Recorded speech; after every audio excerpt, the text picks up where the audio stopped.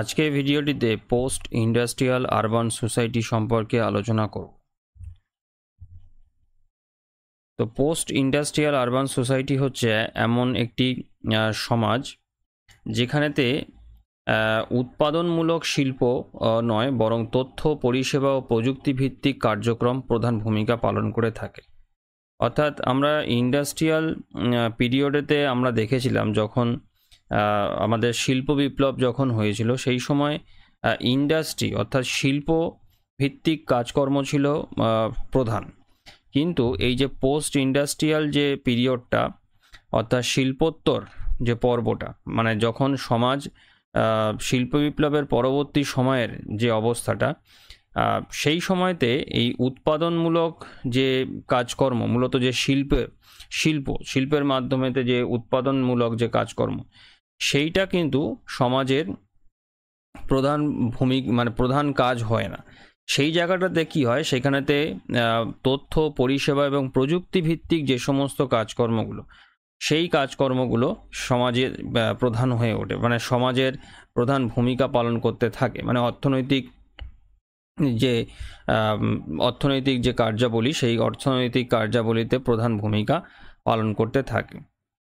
আর একটা বিষয় হচ্ছে যে এই যে শিল্প বিপ্লবের পরে এক সময়কার কারখানা ভিত্তিক যে নগর সমাজ ধীরে ধীরে রূপান্তরিত হয়েছে জ্ঞান ভিত্তিক ও প্রযুক্তি নির্ভর সমাজে। অর্থাৎ যখন শিল্প বিপ্লব হয় সেই সময়তে আমরা সমাজে দেখেছি কি যে বিভিন্ন শিল্প অঞ্চল, খনি অঞ্চল বা শিল্প কেন্দ্রগুলোকে ভিত্তি করে নগর গড়ে উঠতে, এবং সেই নগরকে ভিত্তি করে নগর সমাজ যে আরবান সোসাইটি সেটা গড়ে উঠতে। কিন্তু এই শিল্প বিপ্লব পরবর্তী সময়তে অর্থাৎ এই পোস্ট ইন্ডাস্ট্রিয়াল পিরিয়ডেতে আমরা যেটা দেখছি যে সেখানেতে যে শহর নগরগুলো গড়ে উঠছে সেগুলো মূলত কি হচ্ছে, জ্ঞান ভিত্তিক ও প্রযুক্তি নির্ভর নগর সমাজ। অর্থাৎ এমন কোনো জায়গা যেখানেতে প্রযুক্তি ভিত্তিক বিভিন্ন কাজকর্মগুলো হয়, জ্ঞান ভিত্তিক যে সমস্ত মানে ইন্টেলিজেন্স সংক্রান্ত নলেজ বেসড যে সমস্ত কাজকর্মগুলো, সেইগুলো যেখানেতে বেশি পরিমাণেতে হয় যে কেন্দ্রগুলোতে, সেইগুলোকে ভিত্তি করে নগর সৃষ্টি হচ্ছে, অর্থাৎ নগর সমাজ গড়ে উঠছে, যেটা আমরা শিল্প বিপ্লবের সময়তে শিল্প অঞ্চলগুলোকে কেন্দ্র করে যে নগর গড়ে ওঠার ব্যাপারটি আমরা লক্ষ্য করেছিলাম। তো এই দুটো যে পিরিয়ড আছে, এই দুটো যে বিভাগ রয়েছে, এইটাকে কিন্তু সবার আগে আমাদেরকেই বুঝতে হবে যে দুটো ব্যাপার। একটা হচ্ছে শিল্প বিপ্লবের সময়, মানে যখন শিল্প বিপ্লব যখন চলছে তখন কিন্তু শিল্প বিপ্লবের সময়তে যে কারখানা ভিত্তিক বা শিল্প কেন্দ্র ভিত্তিক যে নগর সমাজ গড়ে উঠত, যেখানেতে বিভিন্ন শিল্পে উৎপাদনমূলক কাজকর্মই ছিল হচ্ছে প্রধান। কিন্তু তারপরেতে আস্তে আস্তে যখন আমরা শিল্প বিপ্লবের পরবর্তী সময়তে যখন চলে আসছে, আমাদের সমাজের যখন আরও অগ্রগতি হচ্ছে, আরও বিবর্তন যখন হচ্ছে, মূলত এখন আমাদের যে সমাজ মানে যে অবস্থাটা, সেটা কিন্তু আমরা এখন শিল্প বিপ্লব পরবর্তী সময়তে চলে এসেছি, মানে পোস্ট ইন্ডাস্ট্রিয়াল ফেজেতে। আর এইখানেতে আমরা কিন্তু এখন সেই অর্থে বিভিন্ন শিল্প কেন্দ্র বা কারখানাগুলোকে ভিত্তি করে আমরা কিন্তু বা নগরের যে ডেভেলপমেন্ট সেটা কিন্তু আমরা দেখছি না। আমরা দেখছি সেটা সেই জায়গাটা থেকে সরে এসে, অর্থাৎ যেখানেতে বিভিন্ন পরিষেবা ভিত্তিক কাজকর্ম হয়, বিভিন্ন প্রযুক্তি ভিত্তিক যে সমস্ত কাজকর্মগুলো হয়, সেই সমস্ত কেন্দ্রগুলোতে আমরা এখন শহর নগর গড়ে উঠতে দেখছি, অর্থাৎ আরবান সোসাইটি ডেভেলপমেন্টটা আমরা দেখছি। আর এর উদাহরণ আমাদের এই আধুনিক বিশ্বেতে প্রচুর আছে, বিভিন্ন দেশেতেই আমরা এটাকে পাবো। এবং দেখো এখানেতে যে মার্কিন যুক্তরাষ্ট্র, জাপান বা ইউরোপের বিভিন্ন বড় বড় যে সমস্ত দেশের যে শহরগুলো আছে, সেই সমস্ত শহরে কিন্তু আমরা এই রকম শিল্প বিপ্লব পরবর্তী সময়, মানে পোস্ট ইন্ডাস্ট্রিয়াল পিরিয়ডে বিভিন্ন নগর গড়ে উঠতে দেখতে পাই। যেরকম ধরো এই আমেরিকা যুক্তরাষ্ট্রের যে সিলিকন ভ্যালি আছে, যেটা একটা টেকনোলজির একটা অন্যতম পীঠস্থান বলতে পারো, বা আমাদের ভারতবর্ষের যে বেঙ্গালুরু আছে, যেটাকে আমাদের ভারতবর্ষের সিলিকন ভ্যালি বলা হয়। তো এই রকম মানে তথ্যভিত্তিক যে সমস্ত কেন্দ্র যেগুলো আছে, যেখানেতে জ্ঞান বিজ্ঞান নিয়ে, প্রযুক্তি নিয়ে যেখানেতে কাজকর্ম করা হয়, সেই সমস্ত জায়গাতে কিন্তু এই পোস্ট ইন্ডাস্ট্রিয়াল ফেজেতে আমরা নগর সমাজের যে গড়ে ওঠাটা দেখতে পাই। এরপরে যেটা আলোচনা করব সেটা হচ্ছে যে এই যে শিল্পোত্তর যে নগর সমাজের যে উদ্ভব, কিভাবে এটার শুরুটা হয় সেইটা। তো দেখো, এই যে পোস্ট ইন্ডাস্ট্রিয়াল বা শিল্পোত্তর সমাজ এমন একটি ধাপ যেখানে সমাজ ও অর্থনীতির কেন্দ্রবিন্দু হয়ে ওঠে পরিষেবা, তথ্য, প্রযুক্তি, এইটা। তো এই ব্যাপারটাকে বুঝতে হবে, এই পরিষেবা ব্যাপারটা কি। এটা একটা তৃতীয় স্তরের অর্থনৈতিক কার্যকলাপ, যেটা কি করে না, এই যে প্রথম এবং দ্বিতীয় স্তরের যে অর্থনৈতিক যে কার্যকলাপ, এই প্রথম এবং দ্বিতীয় স্তরের অর্থনৈতিক কার্যকলাপকে সচল রাখতে বিভিন্ন রকম কাজ করে থাকে, মানে পরিষেবা দিয়ে থাকে। এবং এই পরিষেবা দেওয়ার মধ্যে যেটা পরে যেরকম সব থেকে কমন যেটা রয়েছে সেটা হচ্ছে ব্যাংকিং, তারপরে হচ্ছে পরিবহন, যোগাযোগ ব্যবস্থা, বীমা, বিজ্ঞাপন ইত্যাদির মতন যে বিষয়গুলো, যেগুলো কি করে না, এই যে আগের যে দুটো যে অর্থনৈতিক যে স্তর রয়েছে কার্যকলাপের, অর্থাৎ এই প্রাথমিক এবং দ্বিতীয়, যেমন প্রাথমিক স্তরেতে যেটা আমরা দেখি যে কৃষিকাজ, আর দ্বিতীয় স্তরেতে আমরা শিল্প দেখি। তো এই কৃষিকাজ এবং শিল্প একে সচল রাখতে এই তৃতীয় স্তরেতে এই পরিষেবাগুলোকে দেওয়া হয়। এই পরিষেবা হচ্ছে মানে তৃতীয় স্তরের একটি অর্থনৈতিক কার্যকলাপ, যার মধ্যে কিন্তু এই ব্যাংকিং, পরিবহন, যোগাযোগ ব্যবস্থা, বীমা, বিজ্ঞাপনের মতন কাজগুলো করা হয়ে থাকে। এবং তার পাশাপাশি দেখো যে তথ্য এবং প্রযুক্তি, এটাও খুব গুরুত্বপূর্ণ, কারণ পরিষেবা দেওয়ার জন্য আমাদের তথ্য লাগে, মানে বিশেষত আধুনিক সমাজেতে তথ্য এবং প্রযুক্তি কিন্তু খুবই অত্যন্ত গুরুত্বপূর্ণ একটি বিষয়। যে পরিষেবা মানে সঠিক পরিষেবা দেওয়ার জন্যে কিন্তু এই তথ্যটা লাগবে, অর্থাৎ ডেটা, এবং তার সঙ্গে সঙ্গে আধুনিক প্রযুক্তি লাগবে, যাতে সুষ্ঠুভাবে এই পরিষেবাগুলো প্রদান করতে পারা যায়। আর এই পোস্ট ইন্ডাস্ট্রিয়াল বা শিল্পোত্তর সমাজ কিন্তু গড়ে উঠেছে, বা এই সমাজের যে অর্থনীতির যে ভিত সেটা গড়ে উঠেছে এই পরিষেবা এবং তথ্য ও প্রযুক্তি নির্ভর যে সমস্ত কাজকর্মগুলো, সেই কাজকর্মগুলোর ওপরেতে ভিত্তি করেই এই সমাজ ব্যবস্থাটা তৈরি হয়েছে। এবং এই সমাজেতে কিন্তু তুলনামূলকভাবে মানে এই কাজের সঙ্গে যদি আমি তুলনা করি, তাহলে এই যে উৎপাদনশীল শিল্প এবং কৃষির গুরুত্ব কিন্তু এখানে খুব কম। যে আমরা আগের সমাজে যেটা দেখি, মানে শিল্প বিপ্লবের সময়ের যে সমাজ ব্যবস্থা বা শিল্প বিপ্লবের আগের যে সমাজ ব্যবস্থা ছিল, তখন কিন্তু কৃষিকাজ ছিল সমাজের মূল চালিকা শক্তি। তারপরে শিল্প বিপ্লব হয়, এবং শিল্প বিপ্লবের ফলে তো তখন শিল্প ছিল সমাজের মূল চালিকা শক্তি, অর্থনীতির মূল ভিত্তি ছিল এই শিল্প। কিন্তু আমরা এখন যেহেতু শিল্প বিপ্লব পরবর্তী সমাজেতে অবস্থান করছি, পোস্ট ইন্ডাস্ট্রিয়াল পিরিয়ডে যেহেতু আমরা রয়েছি, এখানেতে আমাদের অর্থনীতির মূল চালিকা শক্তি এসে এবার দাঁড়িয়েছে কিন্তু মানে আগের যে দুটো অর্থনৈতিক কার্যকলাপ, অর্থাৎ কৃষি এবং শিল্পকে সচল রাখার জন্য এই পরিষেবা, এবং তার সঙ্গে সঙ্গে তথ্য প্রযুক্তি ভিত্তিক যে সমস্ত কাজকর্মগুলো সেইগুলো। আর যে কারণেতেই এই স্তরেতে এসে এই শিল্প এবং কৃষির গুরুত্ব কিন্তু কমে গিয়েছে। আর এই পরিবর্তন শুরু হয়েছিল বিংশ শতাব্দীর মাঝামাঝি সময়, যখন উন্নত দেশগুলোতে শিল্প উৎপাদনের পরিবর্তে পরিষেবা ক্ষেত্র ও জ্ঞানভিত্তিক পেশার প্রসার ঘটে। মূলত এই যে শিল্পোত্তর যে সমাজ, যেটা এই সমাজের মানে উদ্ভবটা হয় উন্নত দেশগুলোতে, যারা শিল্পের মাধ্যমেতে যারা প্রভূত উন্নতি করে, তারপরেতে তারা পরবর্তী যে অর্থনৈতিক যে স্টেজ যেটা সেইখানেতে পৌঁছায় আর কি, যেখানেতে তারা এই আরও উন্নততর কাজের জন্যে তারা এই পরিষেবা ক্ষেত্র গড়ে তোলে, অর্থাৎ প্রথম এবং দ্বিতীয় স্তরের অর্থনৈতিক কার্যকলাপকে সচল রাখার জন্যে পরিষেবা, এবং তার সঙ্গে সঙ্গে বিভিন্ন জ্ঞানভিত্তিক মানে নলেজ বেস যে সমস্ত টেকনোলজি এবং নলেজ বেস যে সমস্ত কাজকর্ম, সেগুলোর আস্তে আস্তে শুরুটা করে, এবং যেখান থেকেই কিন্তু এই শিল্পোত্তর নগর সমাজের শুরুটা হয়। তারপরে তো দেখো যেটা রয়েছে যে এই যে শিল্প বিপ্লবের সময় নগরায়ন দ্রুত বৃদ্ধি পেয়েছিল। তার কারণটা হয়েছিল যে এই শ্রমিকরা গ্রাম থেকে শহরে এসে কারখানায় কাজ করত, অর্থাৎ কাজের জন্যে গ্রাম থেকে প্রচুর মানুষ হচ্ছে শহরাঞ্চলগুলোতে, বিশেষ করে শিল্প কেন্দ্র ভিত্তিক যে সমস্ত শহর, যেখানেতে শিল্পকে ভিত্তি করে কোনো শিল্প কেন্দ্রকে ভিত্তি করে শহর গড়ে উঠেছিল, সেই সমস্ত জায়গাতে কাজের জন্যে গ্রাম থেকে শহরেতে মাইগ্রেট করতো। কিন্তু পোস্ট ইন্ডাস্ট্রিয়াল যুগেতে নগরায়নের চরিত্র কিন্তু সম্পূর্ণ বদলে গিয়েছে। কারণ শহরগুলো শুধুমাত্র উৎপাদনের কেন্দ্র নয়, মানে এমন নয় যে শিল্প বা কৃষির কাজকর্ম বন্ধ হয়ে গেছে, তা কিন্তু নয়, সেটা চলছে, সেটা যেরকমভাবে চলছিল সেটা চলছে, কিন্তু আরও নতুন নতুন কাজ বা অর্থনৈতিক মানে তৃতীয় স্তরের যে অর্থনৈতিক যে কার্যকলাপ তার কিন্তু তার মানে উদ্ভবটা হয়। এবং যে কারণে এতে দেখা যায় যে এই শহরগুলো বা এই শহরগুলো মূলত হচ্ছে উৎপাদনের শুধুমাত্র কেন্দ্র হিসেবে আর কাজ করে না, তার সঙ্গে সঙ্গে এই তথ্য, শিক্ষা, প্রযুক্তি এবং আর্থিক পরিষেবা, গবেষণা ও সংস্কৃতির কেন্দ্রবিন্দু হয়ে উঠতে থাকে অর্থাৎ। এবং এখান থেকেই হচ্ছে মানে মানে শহরের যে কার্যাবলী সেই কার্যাবলীটা আরও বাড়তে থাকে। একটা সময় শিল্প বিপ্লবের সময়তে আমরা দেখেছি যে শহর মানে বেসিক্যালি যে শহরগুলো গড়ে উঠতো সেগুলো হচ্ছে কোনো না কোনো খনি অঞ্চলকে কেন্দ্র করে, কোনো উৎপাদন ভিত্তিক কাজকর্মকে কেন্দ্র করে।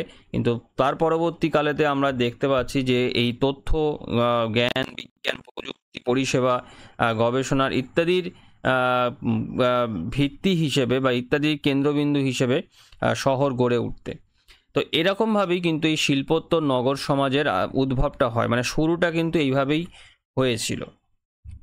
আচ্ছা, এরপরে আমরা যেটা দেখব সেটা হচ্ছে যে এই বিবর্তনের ধাপ কিভাবে এইটা বিবর্তিত হয়, মানে একদিন দুদিনে তো আর এই বিবর্তনটা হয়নি, আস্তে আস্তে বিবর্তনটা হয়। তো আমরা একেবারে প্রাক শিল্প সমাজ থেকেই যদি শুরু করি, অর্থাৎ যখন হচ্ছে শিল্প বিপ্লবের আগের অবস্থা ছিল, যখন হচ্ছে শিল্প বিপ্লব হয়নি, তখন কি ছিল, আমাদের সমাজ ছিল হচ্ছে কৃষি নির্ভর ছিল, কৃষিকাজই ছিল অর্থনীতির মূল ভিত্তি, আর গ্রাম্য জীবনযাপন করতাম আমরা সবাই, এবং পরিবার ছিল উৎপাদনের কেন্দ্র, মানে পরিবার ভিত্তিক কাজকর্মগুলো হতো। বিভিন্ন কৃষক যে তার কৃষি জমিতে যে কাজ করতো সেগুলো হচ্ছে তার পরিবারের মানে পরিবারের লোকজন সম্মিলিতভাবেই কৃষি ক্ষেতগুলোতে কাজ করতো, এবং সম্মিলিতভাবে যে উৎপাদনটা হতো সেইটার মাধ্যমেতেই তাদের দিন যাপন হতো। অর্থাৎ পুরো ব্যাপারটাই সম্পূর্ণ পরিবারের ওপর মানে পরিবার ভিত্তিক ছিল। এরপরেতে দেখো আস্তে আস্তে এই যে সমাজটা সেটা কিভাবে বদলে যাবে। এরপরেতে আসলো হচ্ছে শিল্প বিপ্লব, অর্থাৎ শিল্প সমাজ, যেখানেতে দেখো আগেরটা থেকে এবারেতে কী করে আস্তে আস্তে বদলে যাচ্ছে। অর্থাৎ শিল্প বিপ্লবের মাধ্যমেতে কারখানা গড়ে উঠতে থাকে এবং শহরায়ন বৃদ্ধি পায়, কারণ কারখানাগুলোকে কেন্দ্র করে শহর গড়ে উঠতে থাকে। অর্থাৎ এবং সেই কারখানাতে কাজ করার জন্য যখনই মানুষ গ্রাম থেকে শহরাঞ্চলগুলোতে আস্তে আস্তে যখন পাড়ি দিতে থাকে বা পরিব্রাজন করতে থাকে, তখন আস্তে আস্তে সেই জায়গাগুলোতে আস্তে আস্তে শহর তৈরি হয় এবং পরবর্তীকালে সেটা নগরের রূপ নেয়। আরেকটা বিষয় দেখো যে সমাজেতে দুটো শ্রেণী তৈরি হয়, একটা হচ্ছে শ্রমিক শ্রেণী, যারা হচ্ছে শিল্প কারখানাতে শ্রমিক হিসাবে কাজকর্ম করত, আর একটা হচ্ছে পুঁজিপতি এবং তার সঙ্গে সঙ্গে মালিক শ্রেণী, যারা শিল্প কারখানার মালিক হতো, আর পুঁজিপতি যারা হচ্ছে মানে বিভিন্ন সময়তে অর্থ ইনভেস্টার যাদেরকে আমরা বলি, যে ইনভেস্টমেন্ট করতো। তো এই শ্রেণীর সৃষ্টিটা মানে এই শ্রেণীর সৃষ্টি হয় মানে সমাজেতে শিল্প বিপ্লবের সময়তে। তারপরে দেখো যন্ত্রভিত্তিক উৎপাদন হয় নগরের মূল ভিত্তি, অর্থাৎ এখানেতে একটা জিনিস শিফট হয়। একটা সময় মানে কৃষিভিত্তিক সমাজেতে আমরা দেখেছি, বিশেষ করে প্রাক শিল্প বিপ্লব মানে শিল্প বিপ্লব আগে আমরা দেখেছি যে উৎপাদনটা মানুষ তার নিজস্ব দৈহিক শ্রম দানের মাধ্যমেতে করতো আর কি। তো এবারেতে শিল্প বিপ্লবের সময়তে কি হয়, কলকারখানাগুলোতে বিভিন্ন যন্ত্র মাধ্যমেতে উৎপাদন করা হয়, অর্থাৎ যন্ত্রগুলোকে চালাতো মানুষই, কিন্তু যন্ত্রের মাধ্যমেতেই শিল্পজাত বিভিন্ন পণ্যগুলোকে উৎপাদন করা হতো। অর্থাৎ যান্ত্রিক একটা সভ্যতার মধ্যে আমরা আস্তে আস্তে যেতে শুরু করি। এরপরেতেই হচ্ছে শিল্পোত্তর সমাজ, অর্থাৎ শিল্প বিপ্লবের পরবর্তী যে সমাজ ব্যবস্থা সেইটা। অর্থাৎ দেখো এখানেতে এই যে উৎপাদনমূলক শিল্পের পরিবর্তে পরিষেবা ক্ষেত্র, তথ্য প্রযুক্তি, শিক্ষা, গবেষণা, আর্থিক ক্ষেত্র এগুলো হচ্ছে চালিকা শক্তি হয়। অর্থাৎ প্রথম এবং দ্বিতীয় স্তরের যে অর্থনৈতিক ক্রিয়াকলাপ তাকে সচল রাখার জন্যে, তাকে পরিষেবা দেওয়ার জন্য পরিষেবা ক্ষেত্র তৈরি হয়, বা পরিষেবা ক্ষেত্রকে সচল রাখার জন্য তথ্য প্রযুক্তি প্রয়োজন হয়, তথ্য প্রযুক্তির ক্ষেত্র তৈরি হয়। তার সঙ্গে সঙ্গে এবারেতে এই পরিষেবা দিতে গেলে, তথ্য প্রযুক্তি সংক্রান্ত কাজকর্ম করতে গেলে মানুষকে পড়ালেখা করতে হবে, যে কারণে শিক্ষা ব্যবস্থারও বিকাশ লাভ হতে থাকে, গবেষণা ব্যবস্থা আরও হতে থাকে। তো এই ক্ষেত্রগুলোর হচ্ছে ডেভেলপমেন্ট হতে থাকে শিল্পোত্তর সমাজ ব্যবস্থাতে, মানে শিল্প বিপ্লবের পরবর্তী যে সমাজ ব্যবস্থা সেইখানেতে। অর্থাৎ আরও অর্থনৈতিক কাজের ক্ষেত্রের দরজা আস্তে আস্তে খুলতে থাকে এবং অর্থনীতির মূল চালিকা শক্তি কিন্তু হয় বিশেষ করে আজকেরকার বর্তমান যেটা আমরা শিল্পোত্তর যে সমাজ, এখানেতে অর্থনীতির মূল চালিকা শক্তি কিন্তু হচ্ছে জ্ঞান এবং উদ্ভাবন এবং প্রযুক্তি। এর সঙ্গে সঙ্গে তথ্য এবং যোগাযোগ প্রযুক্তি, যেটাকে আমরা আইটিসি বলি, ইনফরমেশন অ্যান্ড কমিউনিকেশন যে টেকনোলজি, এইটার দ্রুত হারে কিন্তু এই সমাজেতে বিকাশ লাভ করেছে, যেটা এই সমাজ গঠনের অন্যতম প্রধান একটা কারণ। অর্থাৎ তথ্য এখনকার বর্তমান সময়তে একটা অতি গুরুত্বপূর্ণ উপাদান, যে তথ্যের মাধ্যমেতেই কিন্তু মানুষের দৈনন্দিন জীবনকে ম্যানিপুলেট করা যায়, নিয়ন্ত্রণ করা হচ্ছে এই তথ্যের মাধ্যমেতে। বড় বড় যে সমস্ত আইটি কোম্পানি, তাদের যে ডেটাবেস রয়েছে, তাদের যে ডেটা সেন্টার রয়েছে, সেইখানেতে আমাদের বিভিন্ন প্ল্যাটফর্মগুলো যেগুলো আমরা দৈনন্দিন জীবনেতে ব্যবহার করছি কোনো না কোনোভাবে, বিভিন্ন সোশ্যাল মিডিয়া বা আরও অন্যান্য যে সমস্ত প্ল্যাটফর্ম, সেখান থেকে যে ডেটাটা তারা কালেক্ট করছে, সেই ডেটার মাধ্যমেতেই কিন্তু আজকের দিনে আমাদের দৈনন্দিন জীবনকে ম্যানিপুলেট করা হয়, নিয়ন্ত্রণ করা হয়ে থাকে। ঠিক আছে, তো এই শিল্পোত্তর সমাজেতে কিন্তু এই যে আইটি সেক্টরের যে বিকাশ, এটা কিন্তু খুব দ্রুত হারে হয়েছে এবং এটা এই সমাজ গঠনের একটা অন্যতম বা মানে প্রধান কারণ হিসেবে কিন্তু দায়ী। এরপরে দেখো এই শিল্পোত্তর যে সমাজ, এর যে বৈশিষ্ট্য আছে, এই সমাজের যে বৈশিষ্ট্যগুলো, সেগুলো আলোচনা করবো এবারেতে। প্রথম বৈশিষ্ট্য হচ্ছে অর্থনৈতিক কাঠামোর পরিবর্তন। তো কি পরিবর্তন লক্ষ্য করা গেছে না, উৎপাদনশীল শিল্প ও কৃষির তুলনায় পরিষেবা ক্ষেত্র, ফাইন্যান্স, স্বাস্থ্য, শিক্ষা, আইটি এই অর্থনীতির মূল চালিকা শক্তি হয়ে ওঠে। যেটা আমাদের এই আলোচনাতে বারবার আসছে যে শিল্প মানে কৃষি নয়, শিল্প নয়, এই স্তরের মেন যে চালিকা শক্তি, এই সমাজের মেন চালিকা শক্তি হচ্ছে পরিষেবা দেওয়া। ঠিক আছে, এটা অর্থনীতির মূল চালিকা শক্তি হচ্ছে পরিষেবা দেওয়া। উৎপাদন ক্ষেত্রে স্বয়ংক্রিয়তা ও প্রযুক্তির ব্যবহার বাড়ে, ফলে দৈহিক শ্রমের চাহিদা কমে যায়। অর্থাৎ মানুষ এখন দৈহিক শ্রম দানটা কম করছে, সেই তুলনায় কিন্তু বিভিন্ন অটোমেটিক বা স্বয়ংক্রিয় যন্ত্রাংশের মাধ্যমে তো উৎপাদনটা করছে এবং প্রযুক্তির ব্যবহার বাড়ছে। আজকের আমরা যে যে আধুনিক যুগের মধ্যে দিয়ে যাচ্ছি, সেখানে আমরা কম্পিউটারাইজড বিভিন্ন যন্ত্রপাতির মাধ্যমেতেই কিন্তু বিভিন্ন ইন্ডাস্ট্রিগুলোতে আমরা উৎপাদন করছি, বিভিন্ন সামগ্রী উৎপাদন করে থাকছি, যেটাই যেখানেতে কিন্তু মানুষের দৈহিক শ্রমটা কিন্তু কম লাগছে, সেই তুলনায় প্রযুক্তির ব্যবহারটা বাড়ছে। তারপরে জ্ঞান ও তথ্যের গুরুত্ব, অর্থাৎ এক্ষেত্রে কি দেখা যাচ্ছে, দেখো যে তথ্য, গবেষণা এবং উদ্ভাবন ও প্রযুক্তি নির্ভর পেশার সমাজে প্রাধান্য পাচ্ছে। যেহেতু পরিষেবা দেওয়ার জন্যে মানুষকে পরিষেবা দেওয়ার জন্যে তোমার তথ্য লাগবে এবং সেই তথ্য এবং শিক্ষা লাগবে, যে কারণেতে কিন্তু এই তথ্য, গবেষণা এবং যে মানুষের যে উদ্ভাবনী যে শক্তি এবং প্রযুক্তি, এই ধরনের যে কাজগুলো, প্রযুক্তি নির্ভর যে কাজগুলো, এই কাজের সমাজে প্রাধান্য পাচ্ছে। উচ্চশিক্ষা এবং দক্ষতা অর্জন, স্কিল্ড মানে গুরুত্বপূর্ণ হয়ে উঠেছে। অর্থাৎ যেহেতু আমরা বিভিন্ন যন্ত্রের মাধ্যমেতে আমরা এখন উৎপাদন করছি, অটোমেটিক বিভিন্ন মেশিনের দ্বারা আমরা উৎপাদন করছি, প্রযুক্তিকে কাজে লাগাচ্ছি, তো এক্ষেত্রে কিন্তু মানুষের এই সমস্ত যন্ত্রাংশগুলোকে চালানো, তাকে বোঝা এবং নিপুণভাবে এগুলোকে বিভিন্ন ক্ষেত্রেতে ব্যবহার করতে কিন্তু মানে শিক্ষিত তো হতেই হবে, এইগুলো সম্পর্কে পড়ালেখা করতে তো হবেই এবং তার সঙ্গে সঙ্গে দক্ষতা, স্কিল্ড হতে হবে বিভিন্ন সেক্টরগুলোতে, বিভিন্ন পরিষেবা ক্ষেত্রতে কাজ করার জন্যে সেই ক্ষেত্রের দক্ষতাটাকে অর্জন করতে হবে। যে কারণেতে এই উচ্চশিক্ষা এবং দক্ষতা অর্জন আজকের সমাজেতে বিশেষ করে মানে কাজ পাওয়ার ক্ষেত্রে খুবই গুরুত্বপূর্ণ হয়ে উঠেছে। এর পাশাপাশি দেখো যে বিশ্ববিদ্যালয় ও গবেষণা প্রতিষ্ঠানগুলোর ভূমিকা বাড়তে থাকে।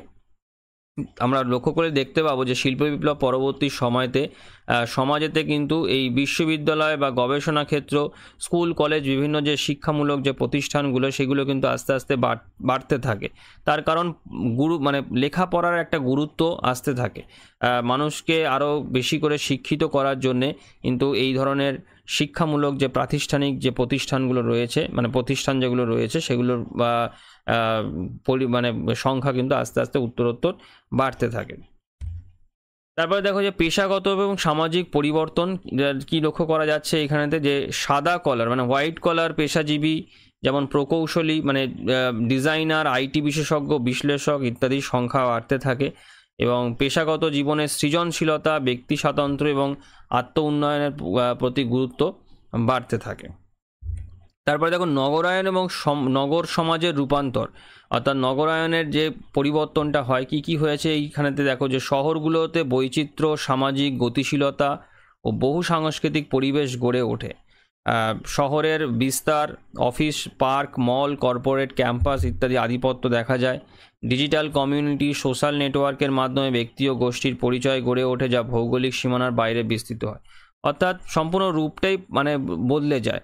অর্থাৎ এখন যেহেতু বিভিন্ন নগরগুলোতে বিভিন্ন ক্ষেত্র থেকে বিভিন্ন যে আরবান যে সিটিগুলো আছে, তুমি দেখো যদি একটা কোনো কর্পোরেট সেক্টরেতে তুমি যদি চাকরি করো তাহলে, বা তুমি যদি যাও তাহলে দেখতে পাবে যে সেখানেতে বিভিন্ন মানে বিভিন্ন ক্ষেত্র থেকে, সমাজের বিভিন্ন স্তর থেকে মানুষ একসঙ্গে এসে যে সমস্ত গ্লোবাল যে সমস্ত কোম্পানিগুলো থাকে, সেই সমস্ত কোম্পানির অফিসেতে কিন্তু বিভিন্ন দেশ, বিভিন্ন অঞ্চল থেকে মানুষ কিন্তু কাজ করতে আসে, এবং যেটার কারণেতে একটা মানে সমস্ত সংস্কৃতির একটা মানে বহু সাংস্কৃতিক একটা মেলবন্ধন, একটা পরিবেশ কিন্তু গড়ে উঠতে দেখা যায়। আর বিশেষ করে দেখা যায় যে যেহেতু মানে কাজের জন্য মানুষ বিভিন্ন ক্ষেত্রগুলো থেকে মাইগ্রেট করে, পরিব্রাজন করে যেহেতু আসে, সেহেতু দেখা যায় যে ওই ধরনের শহরগুলোতেও বিভিন্ন ভাষাভাষী, বিভিন্ন সংস্কৃতির মানুষ একসঙ্গে বসবাস করে একটা অন্যরকম একটা সাংস্কৃতিক মেলবন্ধন একটা তৈরি করে থাকে।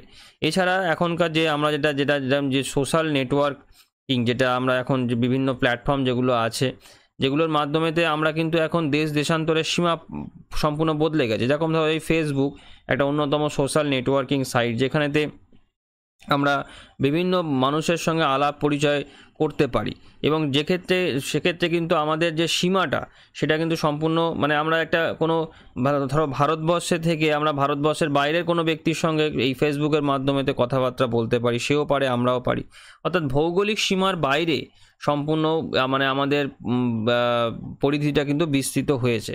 আর যেটা সামগ্রিকভাবে কিন্তু এই নগরায়ন এবং নগর সমাজের যে রূপটা, সেই রূপটাকে সম্পূর্ণ কিন্তু বদলে দিয়েছে। মানে ভৌগোলিক সীমার সম্পূর্ণ বাইরে আমাদের আমরা এখন বিস্তৃত হতে শিখেছি বা করতে পারি আমরা। যেটা প্রযুক্তি এবং অটোমেশন এই সমাজের আরেকটা গুরুত্বপূর্ণ বৈশিষ্ট্য, অর্থাৎ রোবোটিক্স, কৃত্রিম বুদ্ধিমত্তা, অটোমেশন ইত্যাদি ব্যবহার বাড়ছে, উত্তরোত্তর বিভিন্ন ক্ষেত্রতে বাড়ছে। এবং তোমরা লক্ষ্য করে দেখতে পাবে এই যে বর্তমানে যে এআই, আর্টিফিশিয়াল ইন্টেলিজেন্স, যেটা এই যে কৃত্রিম বুদ্ধিমত্তা, এটার মাধ্যমেতে আমরা বিভিন্ন জিনিস করছি। আমরা আজকের আমাদের যে চ্যাট জিটিপি একটি অন্যতম একটা এই কৃত্রিম মানে আর্টিফিশিয়াল ইন্টেলিজেন্স বেসড একটা চ্যাটবোট, যেটার মাধ্যমে দৈনন্দিন কাজকর্ম থেকে আরম্ভ করে আরও মানে অনেক কিছুই আমরা এর মাধ্যমেতে করছি। আরও বিভিন্ন প্ল্যাটফর্ম আছে, তোমরা জানো সেটা। তো এগুলোর কিন্তু আস্তে আস্তে বেড়েছে, এবং উত্তরোত্তর দেখবে যে এগুলো আরও বেশি বাড়বে। এবং অটোমেশন মানে অটোমেটিক যন্ত্রের মাধ্যমেতেও বিভিন্ন জিনিসপত্র তৈরি করা, রোবোটিক্সের মাধ্যমেতে রোবোটিক্স ব্যবহার করে বিভিন্ন কাজকর্ম করা। দেখবে যে এখন বিভিন্ন মেডিকেলেতে খুব কম মানে অনেক সার্জারি আছে যেগুলো রোবোটিক্সের মাধ্যমেতে করা হয়ে থাকে। তো ওই প্রযুক্তির ব্যবহার কিন্তু এই সমাজেতে উত্তরোত্তর বেড়েছে। তারপরে মানুষের শ্রমের পরিবর্তে প্রযুক্তির ব্যবহার হয়, এইটা একটা খুব গুরুত্বপূর্ণ, যেটা শিল্প বিপ্লবের সময় আমরা দেখেছি যে মানুষ দৈহিক শ্রম দান করত, বা তার আগের সমাজ ব্যবস্থাতে আমরা দেখেছি যে মানুষ দৈহিক শ্রম দানটা করত। কিন্তু এখন দেখতে পাওয়া যায় যে মানুষ কিন্তু এখন এই টেকনোলজিকে কাজে লাগাচ্ছে, যে কারণে মানুষের যে দৈহিক যে শ্রম দানের যে ব্যাপারটা, সেই ব্যাপারটা কিন্তু অনেকটা কমে যাচ্ছে। তার পাশাপাশি অনেক ক্ষেত্র আছে যেরকম তাকে মানে সেক্ষেত্রে মানসিক শ্রমদানেরও পরিমাণ অনেকটা কমেছে।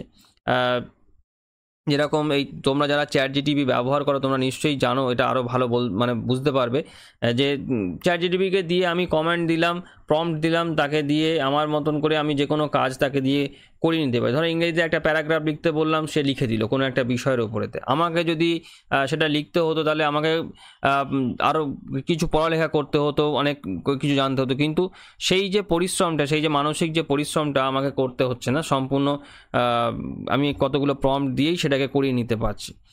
তারপরে দেখো যে টেলিকমিউনিকেশন ও ইন্টারনেটের কারণে দূরবর্তী কাজ এবং বহির্বিশ্বের সঙ্গে যোগাযোগ শুরু হয়। অর্থাৎ ইন্টারনেটের ব্যবহার উত্তরোত্তর বেড়েছে, যেটার কারণেতে আমাদের কাছে গোটা বিশ্বই এখন আমাদের ঘরের মধ্যে চলে এসছে, বলতে পারো পকেটে চলে এসছে। স্মার্টফোন যেটা আছে আমাদের, যে স্মার্টফোনেতে আমরা ইন্টারনেট কানেকশান যদি দিই, তাহলে আমরা সারা বিশ্বের সঙ্গে আমরা যোগাযোগ করতে পারি। সারা বিশ্বের তথ্য, ইন্টারনেটের সমস্ত তথ্য আমাদের পুরো পকেটের মধ্যে চলে এসছে। তো গোটা বিশ্বই বলা যেতে পারে যে আমাদের একদম পুরো ঘরের মধ্যে, আমাদের একেবারে কাছে চলে এসেছে, যে কারণেতে আজকেকার দিনে বর্তমানেতে যোগাযোগ করাটা, মানে একটা বহির্বিশ্বের যে কোনো প্রান্তে যে কোনো মানুষের সঙ্গে যোগাযোগ করাটা কিন্তু এখনকার সময়তে কোনো ব্যাপারই নয়। ঠিক আছে, তো এই যে প্রযুক্তির ব্যবহারটা, এটা কিন্তু এই সমাজের একটা অন্যতম বৈশিষ্ট্য, যে আমরা প্রযুক্তিকে ব্যবহার করছি আমাদের দৈনন্দিন কাজকর্মতে। সংস্কৃতি এবং মূল্যবোধেরও পরিবর্তন হয়েছে, অর্থাৎ ব্যক্তি স্বাধীনতা, সৃজনশীলতা, আত্ম উন্নয়ন ও ব্যক্তি সন্তুষ্টির প্রতি গুরুত্ব বাড়ে। পরিবার কাঠামো ও সামাজিক মূল্যবোধের পরিবর্তন এসেছে। তার সঙ্গে জন্মহার কমেছে, মানুষ কর্মজগতে খুব ব্যস্ত হয়ে পড়েছে, যে কারণেতে এবং শিক্ষিত হওয়ার কারণেতে অতিরিক্ত জন্মহার সংক্রান্ত যে সমস্ত প্রবলেমগুলো, সেগুলো সম্পর্কে মানুষ আগের থেকেও কিছুটা হলেও সচেতন হয়েছে, যে কারণেতে এই কর্মব্যস্ত মানুষ এবং জন্মহার মানে জন্ম সংক্রান্ত, জন্ম নিয়ন্ত্রণ সংক্রান্ত সচেতনতা বাড়ার কারণেতে জন্মহার অনেক কমেছে। বিভিন্ন দেশগুলোতে জন্মহার কিন্তু অনেকটা কমেছে আগের থেকে। এবার নারীর কর্মজীবনে প্রবেশ হয়েছে, অর্থাৎ এই সমাজেতে দেখা যায় যে পুরুষের সঙ্গে মহিলাও বিভিন্ন ক্ষেত্রগুলোতে কিন্তু একদম কাঁধে কাঁধ মিলিয়ে কিন্তু কাজ করছে, অর্থাৎ নারীদের আরও বেশি বেশি করে কর্মজীবনেতে প্রবেশ ঘটেছে এই সমাজেতে, যেটা একটা খুব অন্যতম গুরুত্বপূর্ণ বৈশিষ্ট্য। এর পাশাপাশি বৈচিত্র্য এবং সহিষ্ণুতার প্রতি সমাজের গ্রহণযোগ্যতা বেড়েছে। এবার দেখো পরিবেশ এবং স্থিতিশীল উন্নয়ন। এবারে দেখো যে পরিবেশ সচেতনতা এবং স্থিতিশীল প্রযুক্তির প্রতি মনোযোগ বাড়ে, যদিও নগরায়ন ও সম্পদের ব্যবহার পরিবেশগত বিভিন্ন সমস্যা তৈরি করেছে। শিল্প বিপ্লব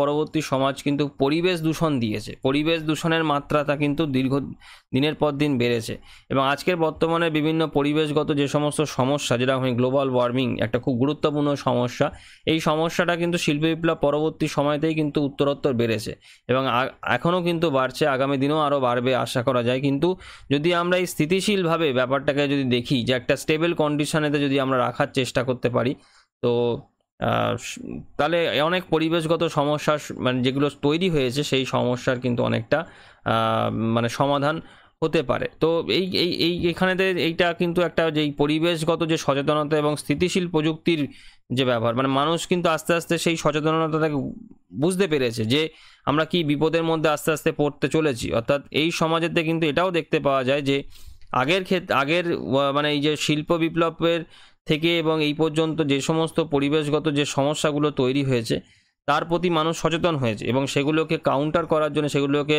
কমিয়ে আনার জন্য বিভিন্ন রকম স্থিতিশীল পদ্ধতি এবং প্রযুক্তি প্রতিও কিন্তু মানুষের মনোযোগ বেড়েছে আস্তে আস্তে, যাতে এগুলোকে কিছুটা হলেও কমানো যায়, যাতে আগামী ভবিষ্যৎ প্রজন্ম অন্ততপক্ষে এই সমস্যাগুলোর থেকে কিছুটা হলেও সুরক্ষিত থাকে।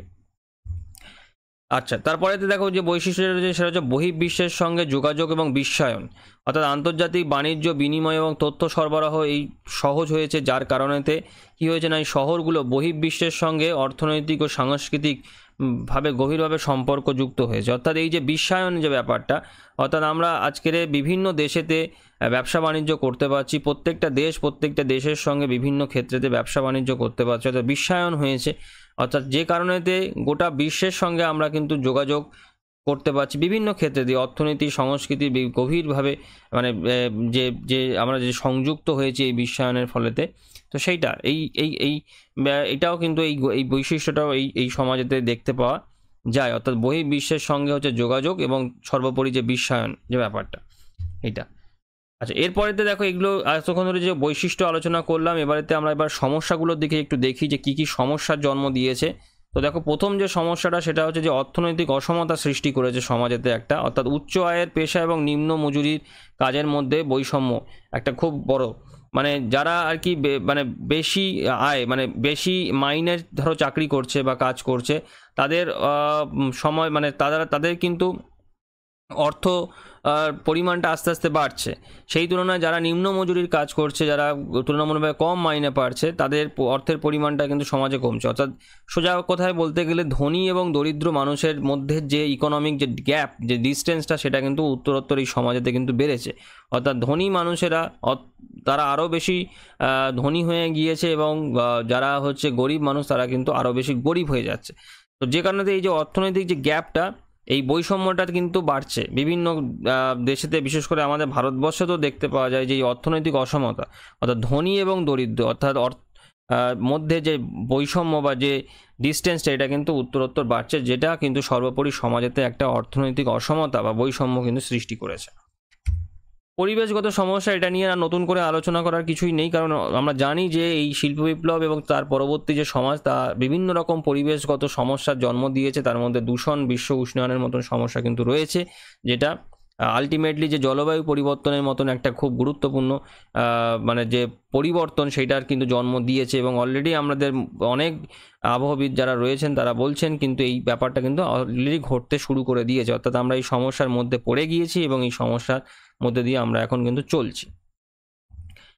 সামাজিক পরিবর্তন অর্থাৎ ব্যস্ত জীবনযাত্রা এবং ডিজিটাল নির্ভরতা, যেটা মানসিক স্বাস্থ্য এবং সামাজিক সম্পর্কের উপর প্রভাব ফেলেছে। মানুষ আস্তে আস্তে কিন্তু খুব একা হয়ে যাচ্ছে এই সমাজেতে, কারণ প্রচণ্ড ব্যস্ত কর্মমুখী মানুষ, দৈনন্দিন কার্যেতে যারা ব্যস্ত থাকছে মানুষ, এবং সর্বোপরি যেটুকুনি মানুষ অবসর সময় পাচ্ছে সেটাখানে কিন্তু মানুষ এই ডিজিটাল বিভিন্ন রকম সোশ্যাল মিডিয়ার যে সমস্ত প্ল্যাটফর্ম আছে সেখানেতেই মানুষ বেশি বেশি করে সময় কাটাচ্ছে, যে কারণেতে মানুষের যে মানসিক স্বাস্থ্য সেটা তো বিঘ্নিত হচ্ছেই, এবং সর্বোপরি সামাজিক যে সম্পর্ক, তার যে যে পারিপার্শ্বিক মানুষজনদের সঙ্গে যে সম্পর্ক, সেটাকে কিন্তু প্রভাব বিস্তার করছে। মানুষ আস্তে আস্তে কিন্তু একা হয়ে যাচ্ছে এবং ডিপ্রেশনের মতন সমস্যার যে মানসিক যে অবসাদ বা ডিপ্রেশনের মতন সমস্যার কিন্তু জন্ম দিয়েছে, যেটা কিন্তু সর্বোপরি কিন্তু সমাজেতে একটা পরিবর্তন আনছে আস্তে আস্তে। এরপরে দেখো ভবিষ্যৎ সম্ভাবনা কি আছে, অর্থাৎ এই সমাজ ব্যবস্থার ভবিষ্যৎ কি আছে। ভবিষ্যৎ কি আছে না, এই শিল্পভিত্তিক এই যে শিল্পোত্তর যে নগর সমাজ, এটা আরও বেশি স্থিতিশীল এবং স্মার্ট হবে, এবং কৃত্রিম বুদ্ধিমত্তা এবং রোবোটিক্স এবং গ্রিন টেকনোলজি, সবুজ প্রযুক্তি নগর জীবনকে আরও রূপান্তরিত করবে। অর্থাৎ আমরা এই যে সমস্যাগুলো, যেগুলো মানে আমরা এখন কিন্তু স্থিতিশীল বিভিন্ন সম্পদ, মানে যেই উন্নয়নকে স্থিতিশীল করতে হবে, অর্থাৎ যেটা আমরা ওই যে স্থিতিশীল উন্নয়নের যে ব্যাপার, যেটা এইটার কনসেপ্টেতে আমরা এখন চলে এসেছি। অর্থাৎ আমাদের যে উন্নয়নের যে ধারা, এটাকে স্থিতিশীল করতে হবে, এর সঙ্গে সঙ্গে আরও টেকনোলজিকে ব্যবহার করে আরও স্মার্ট হতে হবে, যাতে বিভিন্ন পরিবেশগত বা আরও অন্যান্য যে সমস্ত সমস্যাগুলো আছে, যাতে সেগুলোকে আরও ভালোভাবে সমাধান করতে পারা যায়। এবং আলটিমেটলি যেটা হচ্ছে কৃত্রিম যে বুদ্ধিমত্তা, অর্থাৎ এআই এর ব্যবহার, রোবোটিক্সের ব্যবহার ইত্যাদির ব্যবহার আরও উত্তরোত্তর বাড়বে আশা করা যায় এই সমাজেতে, এবং যেটা আলটিমেটলি কিন্তু আমাদের মানুষের জীবন, নগর জীবন বলো বা মানুষের জীবন, এটাকে কিন্তু আরও রূপান্তরিত করবে, আরও পরিবর্তন করবে, এবং যেটার জন্য আমাদের ভবিষ্যৎ পর্যন্ত অপেক্ষা করে থাকতে হবে, যে আলটিমেটলি ভবিষ্যতে কি আসতে চলেছে সেটা তো ভবিষ্যতই জানে, ভবিষ্যতই বলবে। সবশেষে আমাদের একটা কনক্লুশন আমরা দেখবো যে লাস্টেতেই এই যে দীর্ঘ যে আলোচনা, তার শেষেতে কি কনক্লুশন এসে দাঁড়াচ্ছে। অর্থাৎ এই যে শিল্পভিত্তিক মানে শিল্পোত্তর যে নগর সমাজ মানব সভ্যতার একটি উন্নত রূপ, যেখানেতে তথ্য প্রযুক্তি ও জ্ঞান সমাজের কেন্দ্রবিন্দু, এই সমাজে নতুন নতুন সুযোগ এনে দিলেও এর সাথে যুক্ত হয়েছে কিছু সমস্যা। তাই শিল্পোত্তর সমাজের স্থিতিশীল উন্নয়নের প্রয়োজন, সামাজিক ভারসাম্য, ডিজিটাল সমতা এবং পরিবেশ সচেতনতা। অর্থাৎ শিল্পোত্তর যে সমাজ, এটা অস্বীকার করার জায়গা নেই, এটা মানব সভ্যতার একটি উন্নততর সমাজ ব্যবস্থা। মানুষের সভ্যতার বিবর্তনের সবথেকে উন্নততর অবস্থার মধ্যে দিয়ে আমরা এখন চলেছি, এবং যেটা যেটা মানে এই সমাজের মূল যে চালিকা শক্তি, সেটা কিন্তু তথ্য প্রযুক্তি এবং জ্ঞানই হয়ে উঠেছে। কিন্তু এর সঙ্গে সঙ্গে আমাদের ভুলে গেলে চলবে না যে এই সমাজ কিন্তু পরিবেশগত খুব জটিল সমস্যার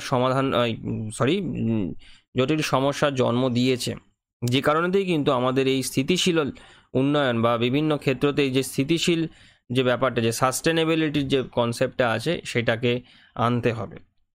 এবং সর্বোপরি দেখো, যেটা বলে একদম শেষ করব, যে এই সমাজ আমাদের ভবিষ্যতের প্রতিচ্ছবি, যেখানে মানুষের মেধা প্রযুক্তি যৌথভাবে একটি উন্নত এবং মানবিক সমাজ গড়ার পথে অগ্রসর হয়েছে। অর্থাৎ আমরা আমাদের যে আরও বেশি মানে মানুষ আরও যত বেশি বেশি করে এই মেধা মানে তার যে ইন্টেলিজেন্স এবং প্রযুক্তিকে ব্যবহার করবে, এই সমাজ কিন্তু আরও বদলাতে থাকবে, আরও বদলাবে, আরও 50-100 বছরেতে এই সমাজ কিন্তু সম্পূর্ণ আরও পাল্টে যাবে।